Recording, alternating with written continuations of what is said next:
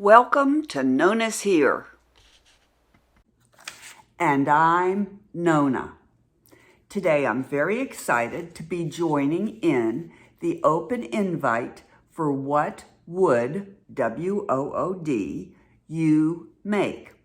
I am joining our host, Zana, from OK at Home DIY, Connie's Creative Creations, and guest host, Tami, from Happiness Created. I'll be sure and link their YouTube channels down below in the description box, and they will have the full playlist linked in their videos. I don't have that right now. So I am doing paint pouring today. And I've never shown this on my channel. I've done paint pouring before, but it's a really easy craft to do. I'm going to show you 3 different ways to do paint pouring, although there's many more different ways to do it.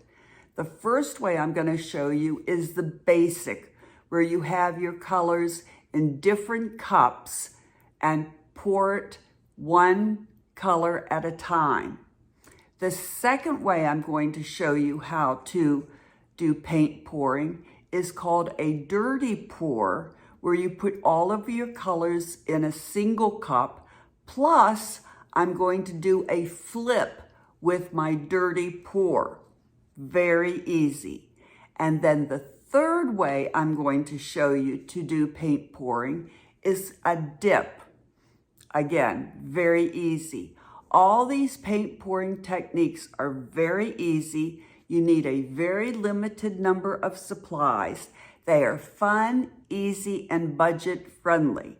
Now you can do paint pouring on a lot of different kinds of objects. Today, of course, I'm doing it on wood, W-O-O-D, because that's what this craft projects are about, is doing things with wood. But you can also do paint pouring on ceramic, like bowls or plates, mugs, tiles. You can even do paint pouring on canvas. There's a lot of different ways you can do paint pouring.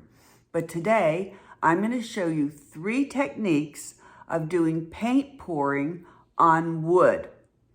So, I hope you will enjoy my video, and if you do, you know I'd appreciate it if you would subscribe to my channel, hit that bell and the word all, make a comment, and give me a thumbs up. Now, don't you forget to check out our host and our guest host videos for today's What Would You Make, and check out the other crafters who have joined in today, because you'll get a lot of different ideas on wood crafting. Thanks so much for joining all of us today, and thanks to our host, Zana and Connie, and our guest host, Zana and Connie, and our guest host, Tami. Thanks so much. So now let's get over to my craft table, and I'll show you how to do the very easy technique of paint pouring. This is technique number 1. This is the basic technique. And these are the supplies you'll need for all 3 techniques. You'll need a cup for each color that you're using. And I'd recommend starting out with just 3 or 4 colors. I'm using chalk paint. It's really recommended you can start with acrylic paint. So I'm using Crimson Ballet Slippers Pink and white in chalk paint. You need stir sticks for each color that you're going to use, just popsicle sticks, 1 for each cup. And then I recommend you use a pouring medium. Now, if you watch 5 different crafters on the internet, you'll see 5 different ways of doing paint pouring.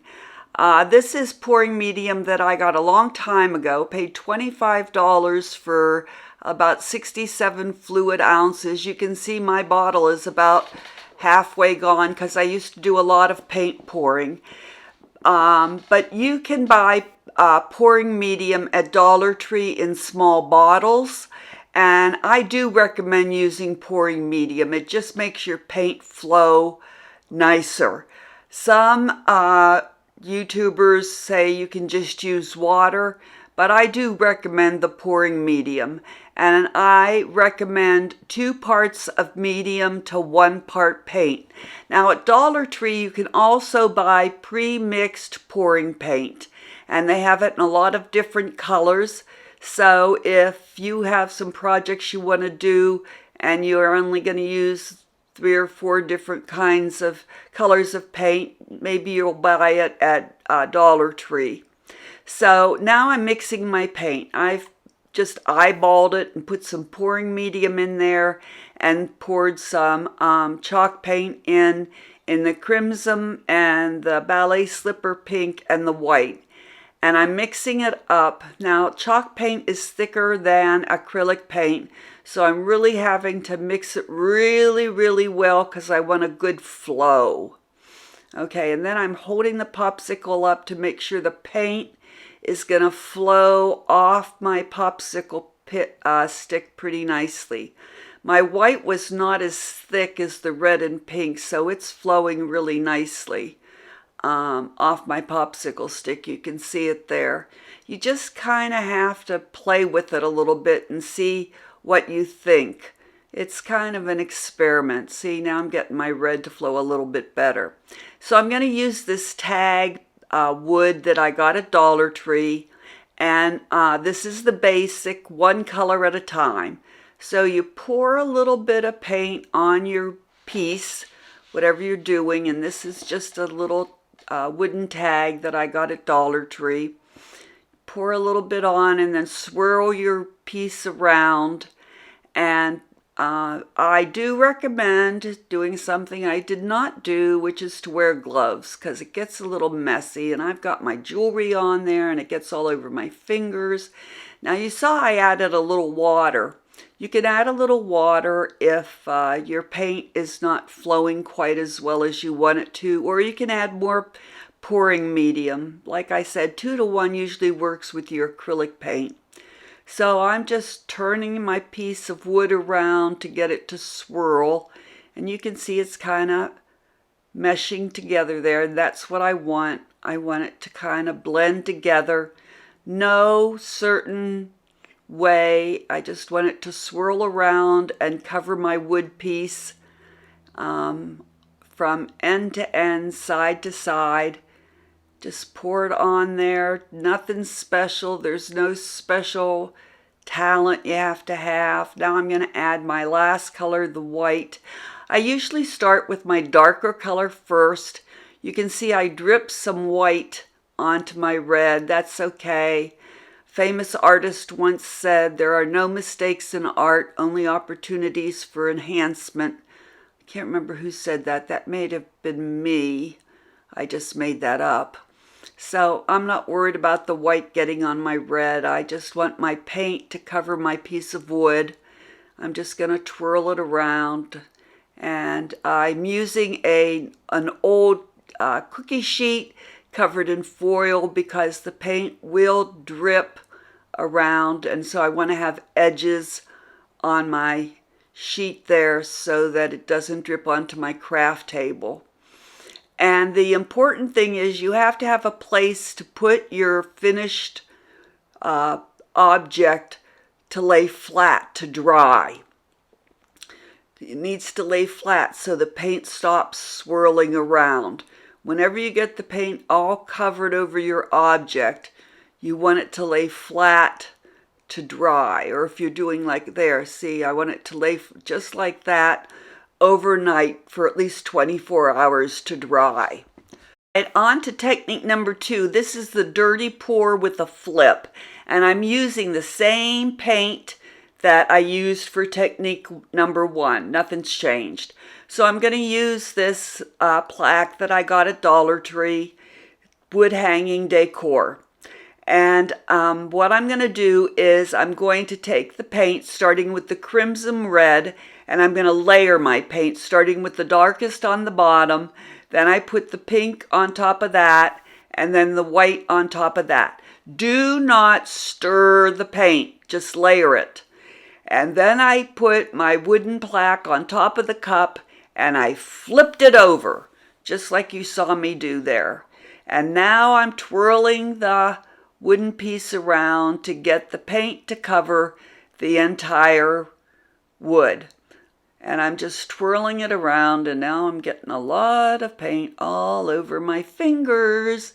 But that's okay, it'll wash off, although I still have some paint on my diamond ring, but that's all right, I'll scrub it off. Okay, so I'm just twirling it around, trying to get the paint to cover the entire piece of wood. And I have one spot that the paint just will not flow to. So what I'm going to do is I'm going to take some of the red paint and dump it on that corner where the paint won't cover.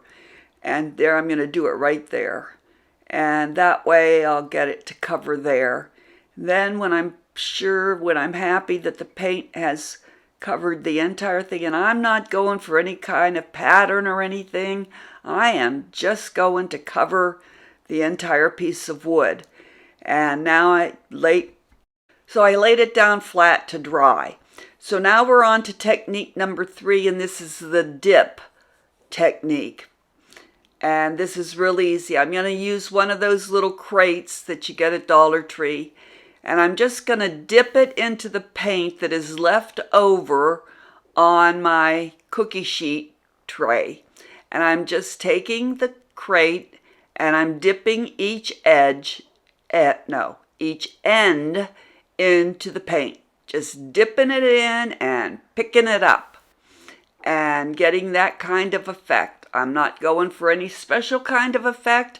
I'm just dipping and lifting, and then I will set it down on another cookie tray to dry straight up all night long.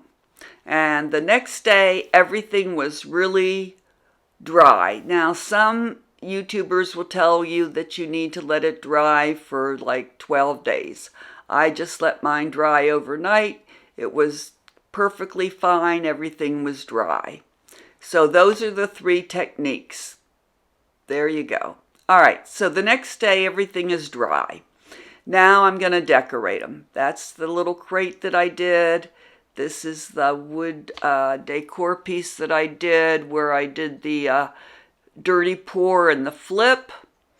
Now, some of the paint did kind of flow off the edge, and so I'm just taking my little scissors and just cutting off the paint that kind of flowed over the edge. Not too much did, because I really tried to make sure that the paint had all flowed off.